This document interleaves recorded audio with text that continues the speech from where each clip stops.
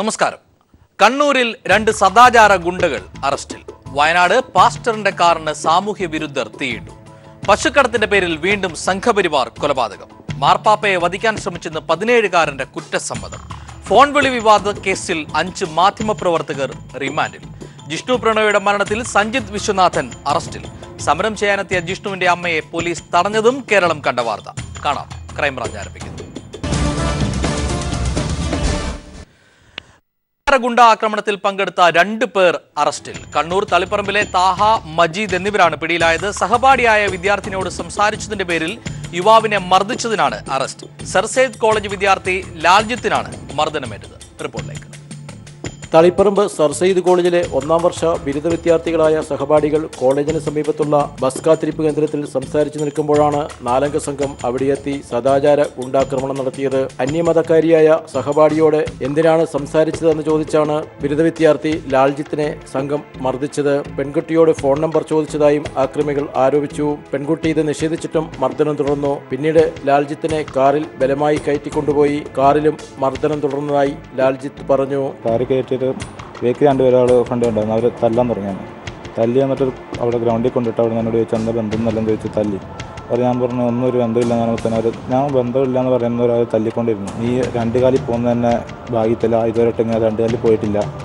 അല്ലെങ്കിൽ ഞങ്ങൾക്കൊരു റൂമുണ്ട്. ആ റൂമിൽ തലയിലേക്ക് ഇട്ടിട്ട് തല്ലും. അല്ലെങ്കിൽ തന്നെ കാലും കൈയും തല്ലി ഒടിച്ചിട്ട് വഴിക്കിടുകയുള്ളൂ. അല്ലെങ്കിൽ ഞങ്ങൾ തന്നെ ഒന്നെങ്കിൽ ഹോസ്പിറ്റലിൽ കൊണ്ടാക്കും. പിന്നെ നീ കോളേജിൽ പഠിക്കണമെന്ന് പറഞ്ഞിട്ട് എൻ്റെ ടാഗ് കോളേജ് ID ഉണ്ടായിരുന്നു. അതെടുത്ത് ചാടുകയും പൊട്ടിച്ച് ചാടുകയെല്ലാം ചെയ്തു. തളിപ്പറമ്പ് നഗരത്തിന് സമീപത്ത് അള്ളാംകുളം ഗ്രൗണ്ടിലേക്കാണ് ലാൽജിത്തിനെ സംഘം കൊണ്ടുപോയത്.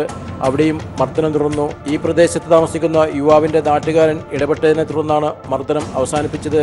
പിന്നീട് ലാൽജിത്തിനെ തളിപ്പറമ്പ് ടാഗോർ നികേതൻ സ്കൂളിന് സമീപം ബൈക്കിൽ ഇറക്കിയ ശേഷം സംഘം രക്ഷപ്പെട്ടു. മർദ്ദനമേറ്റ പരിക്കോടെ തളിപ്പറമ്പ് സഹകരണ ആശുപത്രിയിൽ ലാൽജിത്തിനെ പ്രവേശിപ്പിച്ചു. സംഭവവുമായി ബന്ധപ്പെട്ട് 4-അംഗ സംഘത്തിലെ 2 പേരെ തളിപ്പറമ്പ് പോലീസ് അറസ്റ്റ് ചെയ്തു. തളിപ്പറമ്പ് സ്വദേശികളായ താഹ, മജീദ് എന്നിവരാണ് പിടിയിലായത്. News bureau, Kannur. വയനാട് പടിഞ്ഞാറേത്തറയിൽ ആരാധനാലയത്തിന് താഴെ നിർത്തിയിട്ടിരുന്ന കാറിനും സ്കൂട്ടറിനും സാമൂഹ്യ വിരുദ്ധർ തീയിട്ടു. പടിഞ്ഞാറേത്തറ സ്വദേശിയും പെന്തക്കോസ്ത് പാസ്റ്ററുമായ മാത്യു ഫിലിപ്പിന്റെ വാഹനങ്ങളാണ് കത്തിനശിച്ചത്. പടിഞ്ഞാറേത്തറ പോലീസ് കേസെടുത്ത് അന്വേഷണം ആരംഭിച്ചു. വയനാട് പടിഞ്ഞാറത്തറയിലാണ് സംഭവം. ആരാധനാലയത്തിന് താഴെ നിർത്തിയിട്ടിരുന്ന കാറിനും സ്കൂട്ടറിനും സാമൂഹ്യ വിരുദ്ധർ തീയിടുകയായിരുന്നു. പടിഞ്ഞാറത്തറ സ്വദേശിയും പെന്തക്കോസ്ത് പാസ്റ്ററുമായ മാത്യു ഫിലിപ്പിന്റെ വാഹനങ്ങളാണ് കത്തിനശിച്ചത്. പുലർച്ചെയാണ് അജ്ഞാതർ വാഹനങ്ങൾക്ക് തീയിട്ടത്. പടിഞ്ഞാറത്തറയിലെ ഗ്രേസ്ഫുൾ ഫെലോഷിപ്പ് എന്ന ആരാധനാലയത്തിലെ പാസ്റ്ററാണ് മാത്യു ഫിലിപ്പ്. 2 ഒച്ച കേട്ടു. മോനെ മൂത്രമൊഴിപ്പിക്കാൻ എണീറ്റത്. എനിക്കിപ്പം താഴെ ഒരു ഒച്ച കേട്ടപ്പം താഴെ ഇതുവഴി നോക്കിയപ്പോൾ കാറ് കത്തുന്നത് കണ്ടു. ഇപ്പോൾ പുക വരുന്നുണ്ട്. അപ്പം ഞാൻ ഇതുവഴി പോയി നോക്കുമ്പോൾ കാറും ബൈക്കും ഒരുമിച്ച് നിന്ന് കത്തുന്നത് കണ്ടു. ഫയർഫോഴ്സും നാട്ടുകാരും ചേർന്ന് തീ അണയ്ക്കുകയായിരുന്നു. കാറും സ്കൂട്ടറും പൂർണ്ണമായി കത്തിനശിച്ചു. തീ പടർന്നതിനെ തുടർന്ന് ആരാധനാലയത്തിനും നാശനഷ്ടമുണ്ടായിട്ടുണ്ട്. പടിഞ്ഞാറേത്തറ പോലീസ് കേസെടുത്ത് അന്വേഷണം ആരംഭിച്ചു. News bureau, Wayanad. പോലീസ് ആസ്ഥാനത്തിന് മുന്നിൽ സമരത്തിനെത്തിയ ജിഷ്ണു പ്രണോയുടെ അമ്മ മഹിജ അടക്കമുള്ളവരെ പോലീസ് തടഞ്ഞു. പിന്നീട് മുഖ്യമന്ത്രിയുടെ നിർദ്ദേശപ്രകാരം സംസ്ഥാന പോലീസ് മേധാവി ലോക്നാഥ് ബെഹ്റ നേരിട്ടെത്തി ഇവരുമായി ചർച്ച നടത്തി. അതേസമയം സമരത്തിൽ പുറത്തുനിന്ന് നുഴഞ്ഞു കയറിയവർ പ്രശ്നങ്ങൾ ഉണ്ടാക്കിയായിരുന്നുവെന്ന് മുഖ്യമന്ത്രി പറഞ്ഞു. റിപ്പോർട്ടിലേക്ക്. ജിഷ്ണു പ്രണോയിയുടെ മരണത്തിന് ഉത്തരവാദികളായവരെ അറസ്റ്റ് ചെയ്യണമെന്നാവശ്യപ്പെട്ട് രാവിലെ 10 മണിയോടെയാണ് പോലീസ് ആസ്ഥാനത്തേക്ക് ജിഷ്ണുവിന്റെ അമ്മ മഹിജയും ബന്ധുക്കളും സമരം ആരംഭിക്കാനെത്തിയത്. അതിനിടെ സമരക്കാരോട് ചർച്ചയ്ക്ക് തയ്യാറാണെന്ന് DGP അറിയിച്ചിരുന്നു. 6 പേർക്ക് DGPയുമായി കൂടിക്കാഴ്ച നടത്താമെന്നും പ്രത്യേക സുരക്ഷാ മേഖലയിൽ സമരം അനുവദിക്കാനാകില്ലെന്നുമായിരുന്നു പോലീസ് നിലപാട്. എന്നാൽ എല്ലാവർക്കും DGPയെ കാണണമെന്ന് സമരക്കാർ ആവശ്യപ്പെട്ടു. ഇവരെ പോലീസ് ആസ്ഥാനത്തിന് സമീപത്തെത്തുന്നതിനു മുമ്പേ തടഞ്ഞതിനെ തുടർന്ന് സംഘർഷാവസ്ഥയുണ്ടായി.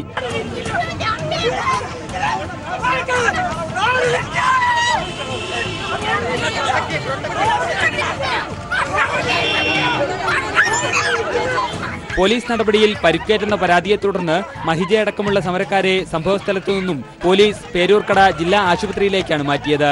പിന്നീട് മുഖ്യമന്ത്രി പിണറായി വിജയന്റെ നേരിട്ടുള്ള നിർദ്ദേശമനുസരിച്ച് സംസ്ഥാന പോലീസ് മേധാവി ലോക്നാഥ് ബെഹ്റ ആശുപത്രിയിലെത്തി മഹിജയുമായി കൂടിക്കാഴ്ച നടത്തി. സംഭവം അന്വേഷിക്കാൻ IG മനോജ് എബ്രാഹിമിനെ ചുമതലപ്പെടുത്തിയതായും അദ്ദേഹം പറഞ്ഞു. സമരക്കാർക്കിടയിലേക്ക് പുറത്തുനിന്നുള്ളവർ തള്ളിക്കയറിയെന്നും അവരെയാണ് പോലീസ് തടഞ്ഞതെന്നും മുഖ്യമന്ത്രി പിണറായി വിജയൻ പ്രതികരിച്ചു. അവരുടെ കുടുംബക്കാർ മാത്രമല്ല, അതിനകത്ത് BJPയുടെ ആൾക്കാരുണ്ടായി, SUCIയുടെ ആളുണ്ടായി, തോക്കുസ്വാമി എന്നൊക്കെ പറയുന്ന തരത്തിലുള്ള ആളുകളുണ്ടായി. ഇവരെല്ലാം കൂടി തള്ളിക്കയറാൻ നോക്കി. സ്വാഭാവികമായിട്ടും അത് പാടില്ല എന്ന് പോലീസ് പറഞ്ഞു. ജിഷ്ണു പ്രണോയിയുടെ അമ്മയുടെ വികാരം മനസ്സിലാക്കുന്നുവെന്നും അവരുമായി DGP വീണ്ടും ചർച്ച നടത്തുമെന്നും മുഖ്യമന്ത്രി വ്യക്തമാക്കി. എന്നാൽ തന്നെ പോലീസ് മർദ്ദിച്ചെന്ന് മഹിജ പറഞ്ഞു.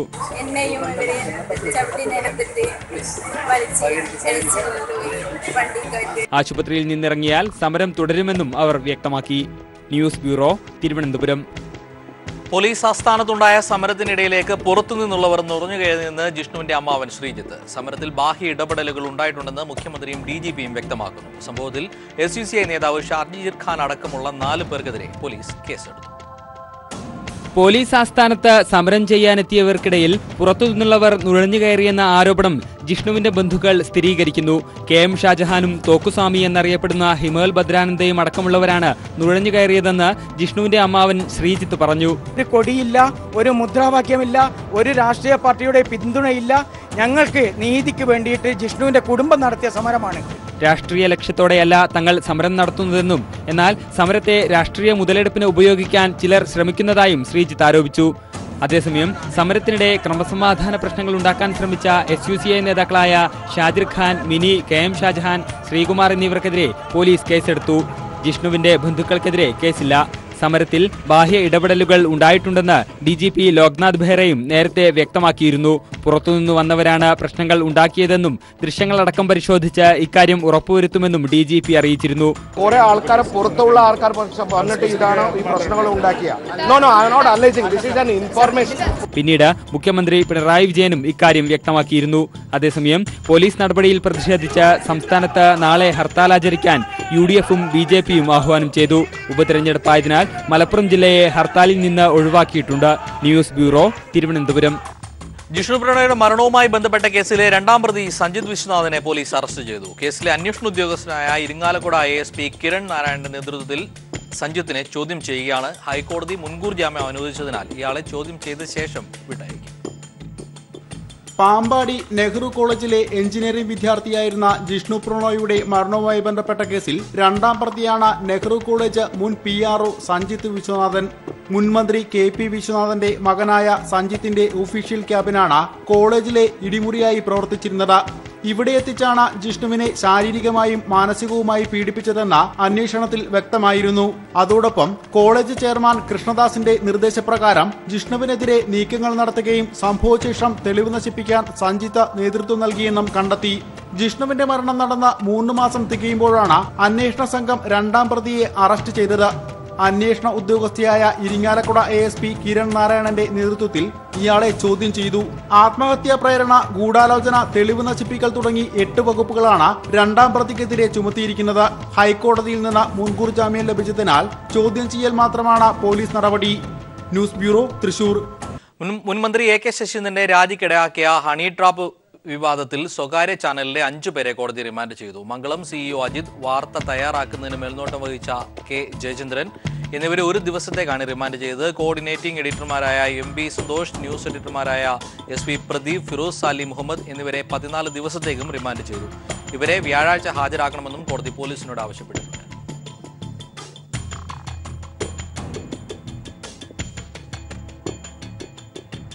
AK ശശീന്ദ്രനെതിരെ കോടതിയിൽ മാധ്യമപ്രവർത്തകയുടെ പരാതി. മംഗളം ചാനലിലെ വനിതാ മാധ്യമപ്രവർത്തകയാണ് പരാതി നൽകിയത്. ശശീന്ദ്രൻ തന്നെ നിരന്തരം ഫോണിൽ വിളിച്ച് ശല്യപ്പെടുത്തിയെന്ന് പരാതി. കോടതി പരാതിക്കാരുടെ മൊഴി നേരിട്ടെടുത്തു. കേസ് 14-ാം തീയതി വീണ്ടും പരിഗണിക്കും.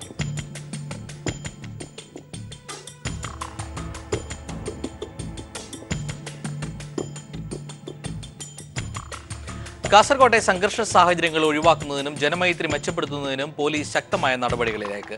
വർഗീയ സംഘർഷങ്ങൾക്കുള്ള സാഹചര്യങ്ങൾ ഒഴിവാക്കുന്നതിനാണ് മുൻതൂക്കം. വ്യാജ പ്രചരണങ്ങൾക്കെതിരെ ജാഗ്രത പാലിക്കണമെന്ന് ജനങ്ങൾക്ക് പോലീസ് നിർദ്ദേശം നൽകി. കാസർഗോഡ് ചൂരിയിൽ മദ്രസ അധ്യാപകന്റെ കൊലപാതകത്തെ തുടർന്ന് ഈ മേഖലയിൽ സമാധാനാന്തരീക്ഷം പങ്കപ്പെട്ടുവെങ്കിലും വളരെ പെട്ടെന്ന് തന്നെ പ്രശ്നം പരിഹരിക്കുന്നതിന് പോലീസിനും ജില്ലാ ഭരണകൂടത്തിനും സാധിച്ചു. സമാധാന പുനഃസ്ഥാപനത്തിന്റെ ഭാഗമായി കൈക്കൊണ്ട ചില നിയന്ത്രണങ്ങൾ തുടരുമെന്ന് ജില്ലാ പോലീസ് മേധാവി KG സൈമൺ പറഞ്ഞു. രാത്രികാലങ്ങളിൽ സംഘടിപ്പിക്കുന്ന കായിക മത്സരങ്ങൾക്കും വിനോദ പരിപാടികൾക്കും മുൻകൂട്ടി ബന്ധപ്പെട്ട DYSPയുടെ അനുമതി വാങ്ങണമെന്ന് ജില്ലാ പോലീസ് മേധാവി അറിയിച്ചു. രാത്രിയുള്ള ഈ കളികളെപ്പറ്റി പറഞ്ഞിരുന്നു. കളികളുടെ കാര്യത്തിൽ DYSPമാരുടെ കയ്യിൽ നിന്ന് പെർമിഷൻ വാങ്ങിയതിന് ശേഷം മാത്രമേ നമ്മൾ നടത്താൻ പാടുള്ളൂ പറഞ്ഞു. അത് ഇവിടെയുള്ള പല കേസുകളെ പറ്റിയും പഠിച്ചപ്പോൾ ഏറ്റവും കൂടുതൽ പ്രശ്നം ഉണ്ടായിരിക്കുന്നത് ഈ രാത്രി കാലങ്ങളിൽ നടക്കുന്ന കളികളാണ്. പോലീസ് അനുമതിയില്ലാതെ ഇത്തരം പരിപാടികൾ നടത്തിയാൽ സംഘാടകർക്കെതിരെ കേസെടുക്കും. മദ്രസ അധ്യാപകന്റെ കൊലപാതകത്തിൽ സ്പെഷ്യൽ ടീമിന്റെ അന്വേഷണം നല്ല നിലയിൽ പുരോഗമിക്കുകയാണ്. എന്നാൽ ഇത് സംബന്ധിച്ച് തെറ്റായ പ്രചാരണങ്ങൾ ചില കേന്ദ്രങ്ങൾ നടത്തുന്നുണ്ട്. സാമൂഹ്യ മാധ്യമങ്ങൾ മുഖേന വ്യാജ പ്രചാരണങ്ങൾ നടത്തി സംഘർഷം സൃഷ്ടിക്കുവാൻ ശ്രമിച്ചവർക്കെതിരെ നിയമ നടപടി ആരംഭിച്ചിട്ടുണ്ട്. 4 പേർക്കെതിരെ കേസെടുത്തു. നടപടി തുടരും.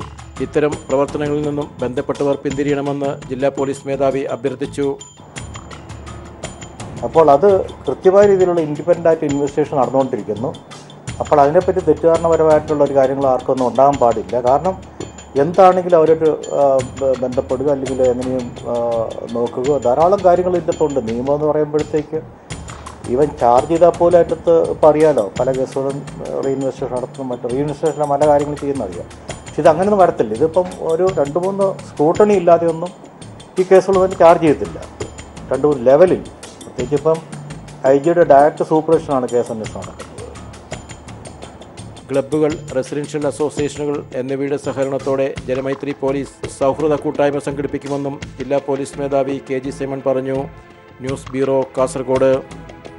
ചോര വാർന്നു കിടക്കുന്ന കുട്ടിയെ ഗൗനിക്കാതെ ഡൽഹി പോലീസ് VIP-കൾക്ക് വേണ്ടി ആംബുലൻസ് തടഞ്ഞു. പോലീസിന്റെ നടപടി കണ്ട് വഴിയാത്രക്കാരിൽ ഒരാൾ ദൃശ്യങ്ങൾ പകർത്തി സോഷ്യൽ മീഡിയയിലിട്ടു. ന്യൂഡൽഹി ഇന്ദിരാഗാന്ധി ഇൻഡോർ സ്റ്റേഡിയത്തിന് സമീപമായിരുന്നു സംഭവം. ദില്ലി പോലീസിനെതിരെ പ്രതിഷേധമുയരുന്ന ആ കാഴ്ചയിലേക്ക്. മലേഷ്യൻ പ്രധാനമന്ത്രി നജീബ് റസാഖിന് കടന്നുപോകാനാണ് പോലീസ് റോഡ് താൽക്കാലികമായി തടഞ്ഞത്. ഇതിനിടയിലേക്ക് കടന്നുവന്ന ആംബുലൻസും പോലീസ് തടഞ്ഞു. ചോരയിൽ കുളിച്ച കുഞ്ഞുമായി ആശുപത്രിയിലേക്ക് പോകുന്ന ആംബുലൻസാണ് പോലീസ് തടഞ്ഞത്. അരമണിക്കൂറോളം നേരം പോലീസ് ആംബുലൻസ് കടത്തിവിട്ടില്ല. VIP-ക്ക് യാത്രാ സൗകര്യമൊരുക്കുന്നതിനായി ബാരിക്കേഡുകൾ വെച്ച് റോഡ് തടഞ്ഞിരിക്കുകയായിരുന്നു. ഇന്ദിരാഗാന്ധി ഇൻഡോർ സ്റ്റേഡിയത്തിലെ 14-ാം നമ്പർ ഗേറ്റിന് സമീപത്തായിരുന്നു സംഭവം. ആംബുലൻസ് കടത്തിവിടാൻ കുട്ടിയുടെ കൂടെ വന്ന ബന്ധു പോലീസിനോട് പലകുറി യാചിക്കുന്നതും വീഡിയോയിൽ കാണാം. കുട്ടിയുടെ ജീവനേക്കാൾ പ്രധാനമാണോ VIP-കളെന്ന് നാട്ടുകാരും പോലീസിനോട് ചോദിക്കുന്നുണ്ട്. എന്നാൽ പ്രോട്ടോകോൾ അനുസരിക്കുക മാത്രമാണ് തങ്ങൾ ചെയ്യുന്നതെന്ന് പോലീസുകാർ പ്രതികരിച്ചു.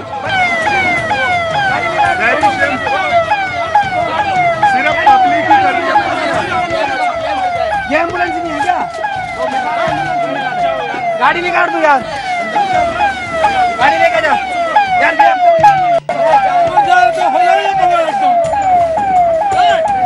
अरे ये बच्चा मर गया तो अंदर कौन जिम्मेवार है इसका? നിരവധി കാറുകൾക്ക് പിന്നിൽ കുടുങ്ങിക്കിടക്കുകയായിരുന്നു ആംബുലൻസ്.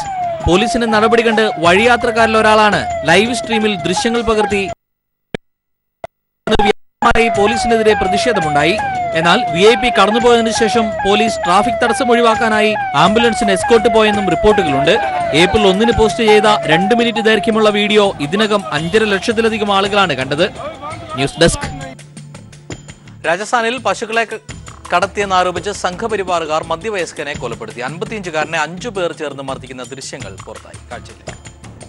ഗോസംരക്ഷണവുമായി ബന്ധപ്പെട്ട് രാജ്യത്തുടനീളം ജനാധിപത്യ വിരുദ്ധ പ്രവർത്തനങ്ങൾ അരങ്ങേറുന്നതിനിടെയാണ് ഗോമാതാവിന്റെ പേരിൽ ഒരു ജീവൻ കൂടി ഇല്ലാതാക്കിയത്.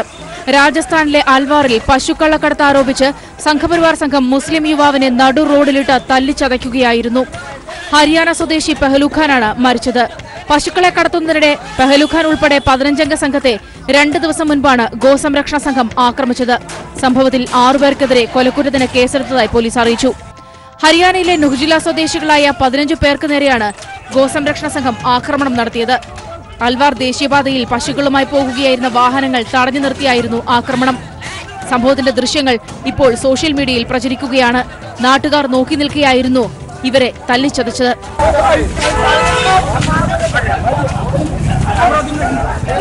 ആക്രമണത്തിൽ ഗുരുതരമായി പരിക്കേറ്റ 55-കാരനായ പെഹലുഖാനെ ആശുപത്രിയിൽ പ്രവേശിപ്പിച്ചെങ്കിലും ജീവൻ രക്ഷിക്കാനായില്ല. ഗോസംരക്ഷണ സംഘം എന്ന പേരിൽ വലിയ രീതിയിലുള്ള ആക്രമണങ്ങളാണ് സംഘപരിവാർ സംഘങ്ങൾ അഴിച്ചുവിടുന്നത്. അതേസമയം ഇരുവരുടെ ഭാഗത്തും തെറ്റുണ്ട് എന്നാണ് ആഭ്യന്തരമന്ത്രി ഗുലാബ് ചന്ദ് കട്ടാരിയുടെ പ്രതികരണം. ഇതോടെ സംഘപരിവാറുകാരെ സംരക്ഷിക്കുന്ന നിലപാടാണ് സർക്കാർ സ്വീകരിക്കുന്നത് എന്ന ആരോപണവും പ്രതിഷേധവും ശക്തമാണ്. News desk. ഫിലാഡൽഫിയൻ സന്ദർശനത്തിനിടെ ഫ്രാൻസിസ് മാർപ്പാപ്പയെ വധിക്കാൻ ശ്രമിച്ചെന്ന് 17-കാരന്റെ കുറ്റസമ്മതം. ദിവ്യബലി അർപ്പിക്കുന്നതിനിടയിൽ വെടിവെക്കുകയും ബോംബ് പൊട്ടിക്കുകയും ചെയ്യാനാണ് ഇയാൾ പദ്ധതിയിട്ടത്. ഇതിനായി വാടക കൊലയാളിയെയും ഏർപ്പെടുത്തിയിരുന്നെന്നാണ് വെളിപ്പെടുത്തൽ. മാർപ്പാപ്പയെ വധിക്കാൻ ശ്രമിച്ചെന്ന് ന്യൂജേഴ്സിക്കാരനായ സാന്റോസ് കോളൻ എന്ന 17-കാരനാണ് വെളിപ്പെടുത്തൽ നടത്തിയത്. 2015 ഫിലാഡൽഫിയയിൽ സന്ദർശനത്തിനിടെയായിരുന്നു കൊലപാതകം നടത്താൻ പദ്ധതിയിട്ടത്. ഇതിനായി കോളൻ കൊട്ടേഷൻ നൽകിയിരുന്നു. എന്നാൽ അമേരിക്കൻ രഹസ്യാന്വേഷണ വിഭാഗമായ ഫെഡറൽ ബ്യൂറോ ഓഫ് ഇൻവെസ്റ്റിഗേഷൻ ഇയാളെ പിടികൂടിയതോടെ പദ്ധതി പാളുകയായിരുന്നു. പിടിയിലായി 1.5 വർഷത്തിന് ശേഷമാണ് കോളൻ കുറ്റമേറ്റിരിക്കുന്നത്. IS ആദർശങ്ങളിൽ ആകൃഷ്ടനായ കോളൻ IS പിന്തുണയോടെയാണ് മാർപ്പാപ്പയെ വധിക്കാൻ പദ്ധതി തയ്യാറാക്കിയത്. എന്നാൽ IS തീവ്രവാദികളെ സഹായിക്കാൻ ശ്രമിച്ചെന്ന കുറ്റം ചുമത്തുകയില്ലെന്ന ധാരണയിലാണ് ഇയാൾ ഇപ്പോൾ കുറ്റം സമ്മതിച്ചത്. 2015 സെപ്റ്റംബർ 26, 27 തീയതികളിലായിരുന്നു മാർപ്പാപ്പയുടെ ഫിലാഡൽഫിയൻ സന്ദർശനം. പൊതുപാർക്കിൽ മാർപ്പാപ്പ ദിവ്യബലി അർപ്പിക്കുന്നതിനിടെ വെടിവെക്കുകയും ബോംബ് പൊട്ടിക്കുകയും ചെയ്യാനാണ് പദ്ധതി തയ്യാറാക്കിയത്. ഇതിനുള്ള സാമഗ്രികൾ വാങ്ങാനും കോളൻ തന്റെ വാടക കൊലയാളിയെ ചുമതലപ്പെടുത്തിയിരുന്നു. 15 വർഷം തടവും $2.5 ലക്ഷം പിഴയും ശിക്ഷ വിധിക്കാവുന്ന കുറ്റമാണ് കോളന്റെ പേരിലുള്ളത്. മെയ് 5-ന് ശേഷമാകും ശിക്ഷ വിധിക്കുക. News desk. പഞ്ചാബിൽ BSFന്റെ ഹെറോയിൻ വേട്ട. റെയ്ഡിനിടെ മയക്കുമരുന്ന് സംഘം സൈന്യത്തിന് നേരെ വെടിയുതിർത്തു. പിന്നീട് ഇരുട്ടിൽ മറഞ്ഞു. മയക്കുമരുന്ന് സംഘം ഉപേക്ഷിച്ച ലക്ഷങ്ങൾ വില വരുന്ന ഹെറോയിൻ BSF കണ്ടെടുത്തു. പഞ്ചാബിലെ ഫിറോസ്പൂരിലാണ് BSF ഹെറോയിൻ കടത്ത് പിടികൂടിയത്. ബോബ് ഖൈറ മേഖല വഴി ഹെറോയിൻ കടത്താനായിരുന്നു ശ്രമം. മയക്കുമരുന്ന് സംഘം 15 കെട്ടുകളായി സൂക്ഷിച്ചിരുന്ന ഹെറോയിനും BSF കസ്റ്റഡിയിലെടുത്തു. നാർക്കോട്ടിക് കൺട്രോൾ ബ്യൂറോയ്ക്ക് ലഭിച്ച രഹസ്യ വിവരത്തിന്റെ അടിസ്ഥാനത്തിൽ നടത്തിയ പരിശോധനയിലാണ് ഹെറോയിൻ കടത്ത് പിടികൂടിയത്. BSFും നാർക്കോട്ടിക് കൺട്രോൾ ബ്യൂറോയും സംയുക്തമായാണ് പരിശോധന നടത്തിയത്. എന്നാൽ പരിശോധനാ സംഘത്തിന് നേരെ മയക്കുമരുന്ന് സംഘം വെടിയുതിർത്തെന്ന് BSF inspector general Mukul Goyal പറഞ്ഞു. വെടിയുതിർത്ത ശേഷം ഹെറോയിൻ ഉപേക്ഷിച്ച് ഇരുട്ടിന്റെ മറവിൽ മയക്കുമരുന്ന് സംഘം കടന്നുകളഞ്ഞെന്ന് BSF വ്യക്തമാക്കി. ലക്ഷങ്ങൾ വില വരുന്നതാണ് പിടികൂടിയ ഹെറോയിൻ. ഇത് ശാസ്ത്രീയ പരിശോധന നടത്തുന്നതിനായി ലാബിലേക്ക് അയച്ചിട്ടുണ്ട്. News desk. പ്രായപൂർത്തിയാകാത്ത ബാലനെ ലൈംഗിക ചൂഷണത്തിന് വിധേയനാക്കിയ 2 പേർ പോലീസ് പിടിയിൽ. നെയ്യാറ്റിൻകര നരുവാൻമൂട് സ്വദേശികളായ ശിവൻകുട്ടി, സജ്ജുകുമാർ എന്നിവരാണ് പോലീസ് അറസ്റ്റ് ചെയ്തത്. തിരുവനന്തപുരം ജില്ലയിലെ നെയ്യാറ്റിൻകരയിലാണ് പ്രായപൂർത്തിയാകാത്ത ബാലനെ ലൈംഗിക ചൂഷണത്തിന് വിധേയനാക്കിയ സംഭവമുണ്ടായത്. പഠന താൽപര്യക്കുറവും കുട്ടിയിലെ പെരുമാറ്റത്തിലെ വ്യത്യാസവും ശ്രദ്ധയിൽപ്പെട്ട കുട്ടിയുടെ മാതാവ് ചൈൽഡ് ലൈനിന് പരാതി നൽകുകയായിരുന്നു. തുടർന്ന് നടത്തിയ കൗൺസിലിംഗിലാണ് പീഡന വിവരം പുറത്തറിയുന്നത്. അശ്ലീല ദൃശ്യങ്ങൾ മൊബൈൽ ഫോണിൽ കാട്ടിയാണ് പീഡനം നടത്തിയിരിക്കുന്നത്. സംഭവവുമായി ബന്ധപ്പെട്ട് നരുവാമൂട് സ്വദേശികളായ 47 വയസ്സുള്ള ശിവൻകുട്ടി, സജികുമാർ എന്നിവരെയാണ് നെയ്യാറ്റിൻകര പോലീസ് അറസ്റ്റ് ചെയ്തത്. ഡിവൈഎസ്പിയുടെ നിർദ്ദേശപ്രകാരം നെയ്യാറ്റിൻകര CI അരുണും സംഘവും പ്രതികളെ പിടികൂടുകയായിരുന്നു.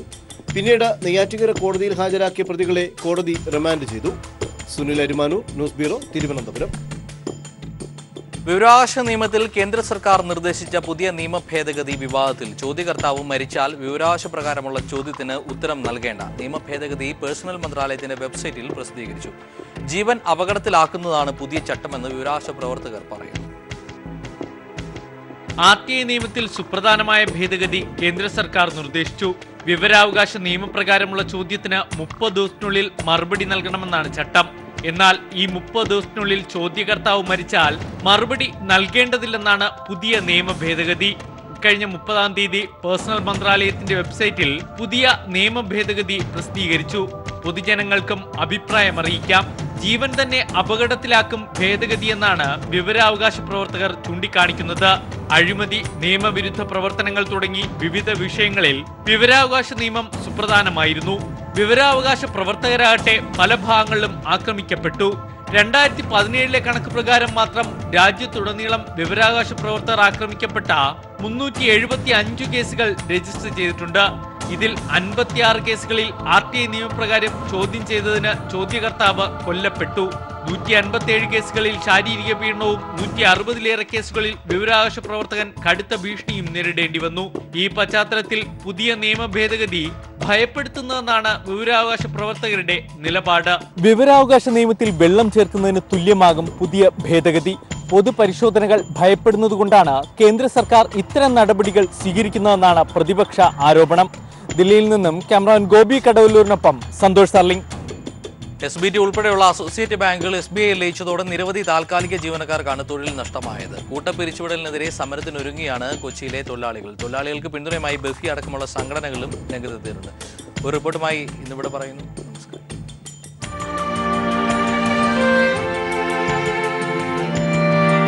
ഇത് എറണാകുളം ബ്രോഡ്വേയിൽ നിന്നുള്ള കാഴ്ചയാണ്. 9 വർഷമായി ഇതേ ഓഫീസിൽ തൊഴിലെടുത്ത എളമക്കര സ്വദേശിനി ജൂഡി ജോർജിനോട് 1-ാം തീയതി മുതൽ തൊഴിലില്ലെന്നും വരേണ്ട എന്നുമാണ് മാനേജർ അറിയിച്ചത്. ഇതോടെ ഈ കുത്തിയിരിപ്പ് സമരം ആരംഭിക്കുകയായിരുന്നു. എൻ്റെ അടുത്ത് ജോലിക്ക് നിൽക്കണ്ടെന്ന് പറഞ്ഞു. ജോലി ചെയ്യണ്ടാന്ന്. ഇവിടെ തന്നെ സ്ഥിരമായിട്ട് നിൽക്കുന്നതാണ് 5 വർഷമായിട്ട്. ഞാൻ പറഞ്ഞു ഞാൻ ചാവുന്നവരെ ഇവിടെ തന്നെ ഇരിക്കുള്ളൂ, എനിക്ക് ജോലി വേണമെന്ന് ഞാൻ സാറിൻ്റെ അടുത്ത് പറഞ്ഞു. ഞാൻ വേറെ ഒന്നും ഞാൻ സാറിൻ്റെ അടുത്ത് പറഞ്ഞിട്ടില്ല. SBT SBIയിൽ ലയിച്ചതോടെ കേരളത്തിൽ തൊഴിൽ നഷ്ടമായവർ ഏറെയാണ്. ഇവരുടെ തൊഴിൽ സുരക്ഷയ്ക്കായി നടപടി സ്വീകരിക്കണമെന്ന് bank employees federation of India general secretary SS Anil ആവശ്യപ്പെട്ടു. വളരെ തുച്ഛമായ വേതനമാണ് കൊടുക്കുന്നത്. 200 രൂപയാണ് അവർക്ക് കൊടുത്തുകൊണ്ടിരിക്കുന്നത്. ആ 200 രൂപ പോലും ഒരു ദിവസം കൊടുക്കാൻ സാധിക്കാത്ത രൂപത്തിൽ ലയനത്തിന് ശേഷം സ്റ്റേറ്റ് ബാങ്ക് ഓഫ് ഇന്ത്യ വളർന്നു വലുതായെന്നാണ് പറയുന്നത്. ഇത് ആർക്കു വേണ്ടിയാണ് ഈ വളർച്ച? ജനങ്ങൾക്ക് ഗുണമില്ലാത്ത ഒരു ലയനം. ആ ലയനം മൂലം ഇതുപോലെ അനവധി ജൂഡി ജോർജുമാർ വഴിയാധാരായിരിക്കുകയാണ്. ഈ ചെറിയ പ്രശ്നങ്ങൾ കൂടുതൽ വഷളാക്കാതെ വലുതാക്കിക്കൊണ്ടു പോകാതെ പ്രശ്നം എത്രയും പെട്ടെന്ന് പരിഹരിച്ച് ഇവരെ കൂടി ജോലിക്ക് നിർത്താൻ അനുവദിക്കണം. News bureau, Kochi.